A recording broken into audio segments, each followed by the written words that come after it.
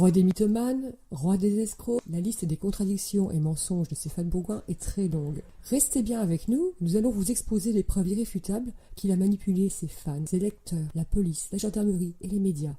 Mais pas que. Nos investigations nous ont permis de croiser la route de personnes dont vous avez forcément entendu parler et qui vont livrer des témoignages accablants contre lui.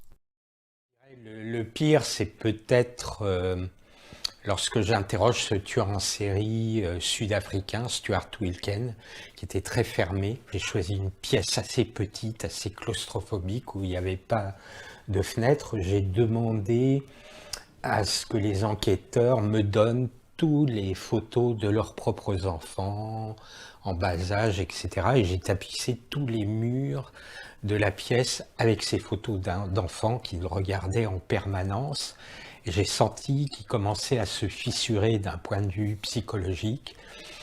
Et là, il finit par m'avouer au bout de quelques heures qu'il a tué sa propre fille et aussi beaucoup d'autres enfants dont il a déposé les corps dénudés devant des entrées d'école afin de choquer les enfants qui rentraient à l'école le matin. La profileuse Mickey Pistorius, d'ailleurs il a écrit un bouquin sur elle, mais on y reviendra plus tard. Elle raconte dans son ouvrage « Catch Me a Killer » les circonstances des aveux de Wilken. C'est le sergent ce mois-ci qui l'a fait avouer en accrochant sur les murs des photos de sa propre fille.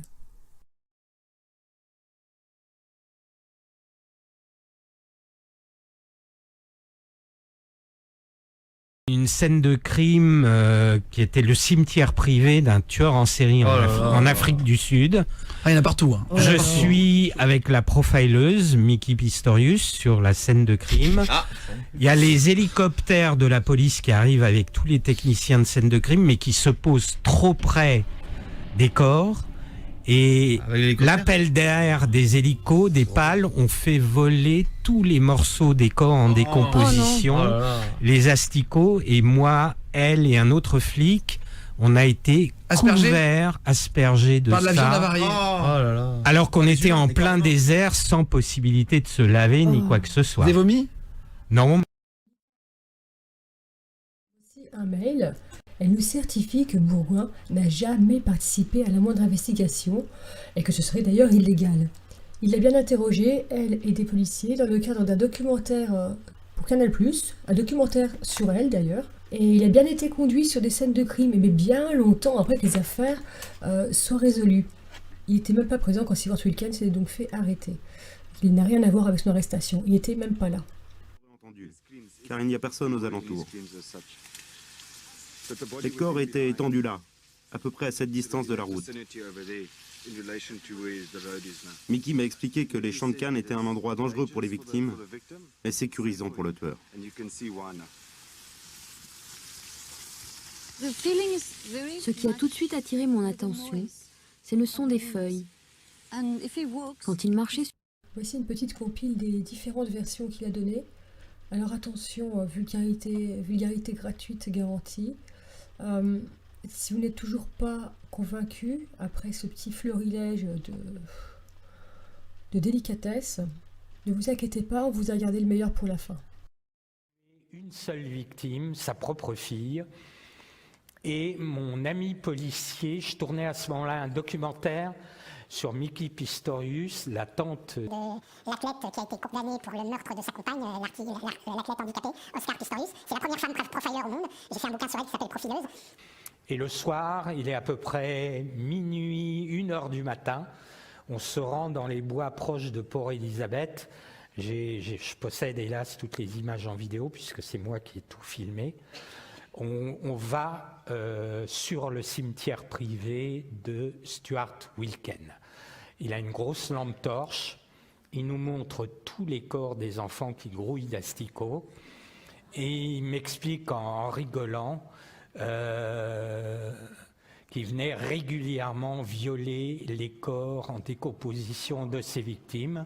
Et en rigolant, il me dit « Excusez-moi, c'est cru, mais on n'est pas chez Hannibal Lecter, vous savez, connaisseur en vin. » Attention aux âmes sensibles. D'un musée à Florence. On est dans des vraies histoires de tueurs en série. Il me dit « Regarde entre leurs fesses, j'ai mis du papier journal, comme ça, quand je viens les profaner, je suis sûr de ne pas avoir d'asticot sur ma bite. Voilà. Et il me dit ça en rigolant. Ah, ça, Stéphane Bourgoin, il adore. Sortir des insanités et choquer tout le monde. Quel plaisir vous trouvez, monsieur Bourgoin, à raconter des choses aussi immondes que vous n'avez même pas vécues, vous mentez, on le sait. Ça, je vous avouerai que c'est quelque chose que je n'oublierai jamais. Vous vous en doutez bien, hein, puisque j'étais présent et j'ai ces images. Donc il faut aussi apprendre à gérer ce genre de choses, puisque j'étais présent et j'ai ces images. Toujours pas convaincu? Et si c'était Stéphane Bourgoin lui-même qui vous disait la vérité? Démonstration de Red Foot pour le 4e œil. Stéphane Bourgoin prétend régulièrement, que ce soit en interview ou lors de conférences, qu'il a lui-même interrogé Stewart Wilken, que c'est lui qui l'a fait avouer en mettant des photos d'enfants des différents enquêteurs qui travaillaient à l'époque pour la police sud-africaine sur les meurtres de Wilken. On va donc prendre son livre Stéphane Bourgoin, serial killer, enquête mondiale sur les tueurs en série, daté de 2003, où il relate ses faits, et où on peut constater qu'il n'y a aucune mention de lui pour cette enquête. Alors on va commencer au chapitre Pistorius, qui commence à la page 214. Dans ce chapitre, on peut voir ici que Pistorius dit elle-même qu'elle n'a pas participé à l'enquête, que c'est un autre inspecteur qui l'a fait avouer. Ok, donc on peut le lire. De là. Donc là on a le nom de notre inspecteur. On peut ensuite aller directement au chapitre qui concerne Betty Bourg. Où là, ici, on voit bien que c'est l'autre inspecteur qui explique ce qu'il a fait.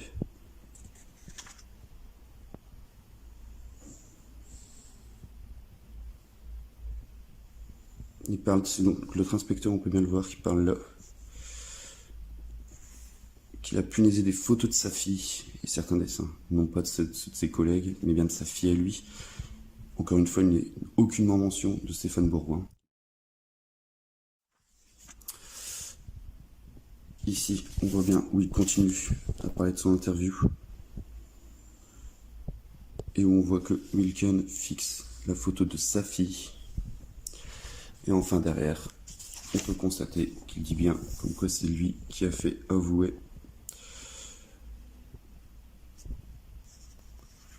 Wilken. Donc voilà, aucune mention de Bourgoin, qui pourtant est l'auteur du livre, je le répète. Et donc c'est encore un mensonge de Sieur Bourgoin.